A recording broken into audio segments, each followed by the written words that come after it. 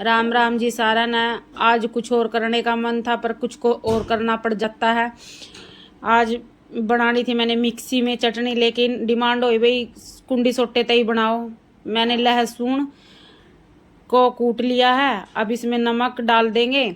मन नहीं था इसीलिए मैंने लाल मिर्च को भिगो के नहीं रखा था, मैंने कुटी हुई मिर्च ले ली है। लेकिन चटनी बनी है भाई बहुत बढ़िया, एक बार आप जरूर ट्राई करके देखना। मैंने मिक्सी में अम्बी और प्याज को कूट लिया था, लेकिन भाई जब बात रखी जावा तो वह बात माननी भी पड़ा है, इसीलिए फिर मैंने अब इसको दोबारा कुंडी में ही बनाना समझा। नहीं तो घर में बहुत झगड़ा हो जाता है इस बात को लेकर। अम्बी की चटनी है भाई ये कुंडी में ही अच्छी बनती है, मिक्सर में इतनी अच्छी नहीं बनती है। ये देखिए अब मैं इसको इसमें ही कूट लूँगी, क्यों ब्रीक ब्रीक ही कूटी थी, ज़्यादा वैसी नहीं, थोड़ी थोड़ी सी ये दरदरी ही अच्छी लगती है। भाई बड़े पहले वाले सभी बड़े बुजुर्ग कुंडी के ही चटनी खाना पसंद करे हैं, मिक्सी वाली तो बस आजकल के ही खावा है हमारे वर्गे।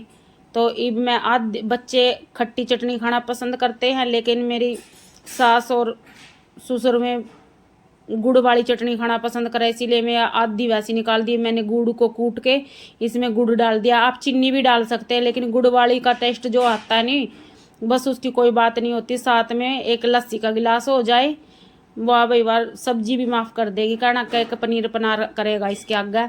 एक बार आप ज़रूर बना कर देखियो, बहुत ही बढ़िया बनी थी। ये देखिए भाई बिल्कुल ही इतनी अच्छी बनी थी, लस्सी के गिलास। और भाई एक की जगह 2-3 रोटी बंदा खा जाएगा, ऐसी चटनी बनी थी, बना कर जरूर देखियो।